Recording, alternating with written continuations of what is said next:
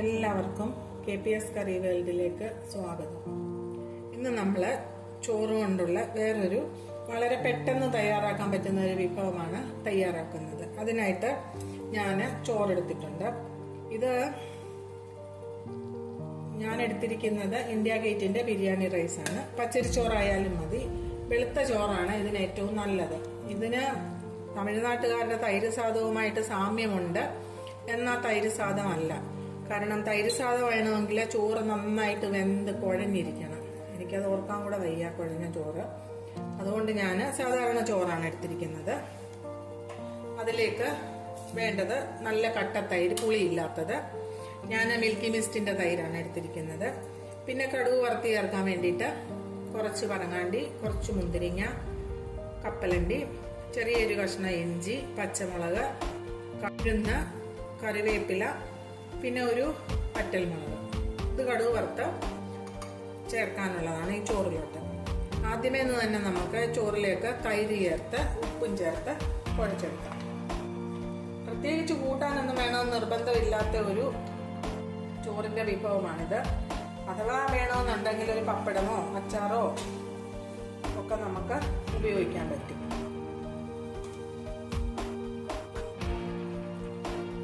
ഇതിലേക്ക് ആവശ്യത്തിനുള്ള ഉപ്പ് ചേർത്ത് കൊടുക്കാം നമുക്ക്.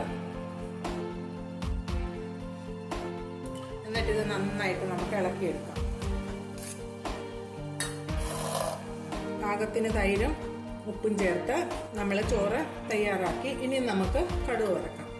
ഒരു പാത്രം അടുപ്പത്ത് വെച്ച് കടുക് വറക്കാം. നമ്മുടെ എണ്ണ അടുപ്പത്ത് വെച്ചത് ചൂടായി. വെളിച്ചെണ്ണയാണ് ഞാൻ ഒഴിച്ചിരിക്കുന്നത്. ഇതിലേക്ക് നമുക്ക് കടുക് ഇട്ട് കൊടുക്കാം.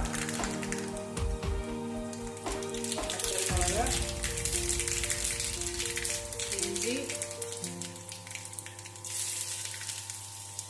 പച്ചമുളക്. ഇഞ്ചിയും പച്ചമുളകും ഒന്ന് മൂത്ത് വരുന്നത് വരെ നമുക്ക് വെയിറ്റ് ചെയ്യാം.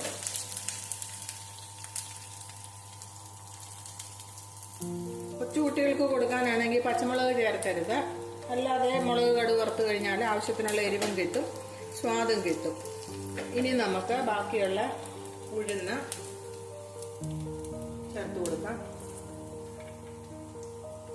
കറിവേപ്പിലയും ചേർത്ത് കൊടുക്കാം. ഉഴുന്നൊന്ന് മൂത്ത് വരട്ടെ.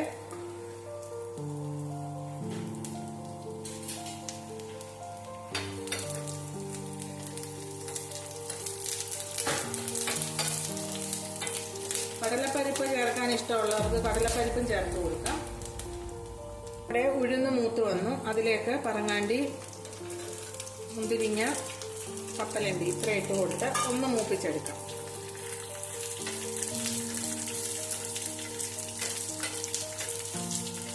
ഇനി നമുക്ക് ഗ്യാസ് ഓഫ് ചെയ്ത് ഇത് ചോറിലോട്ട് ചേർത്ത് കൊടുക്കാം.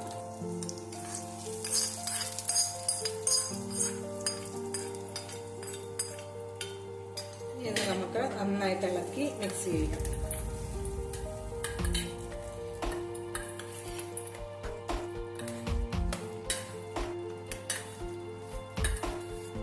തൈര് ചേർത്തുണ്ടാക്കുന്ന വളരെ സ്വാദിഷ്ടമായ നമ്മുടെ ചോറ് തയ്യാറായി. ഇനി ഇത് നമുക്ക് ഒന്ന് വേറൊരു പാത്രത്തിലോട്ട് വിളമ്പിയെടുക്കാം.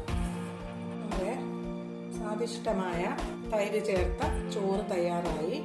എല്ലാവരും ഒന്ന് ഉണ്ടാക്കി നോക്കണം. വളരെ ടേസ്റ്റിയാണ്.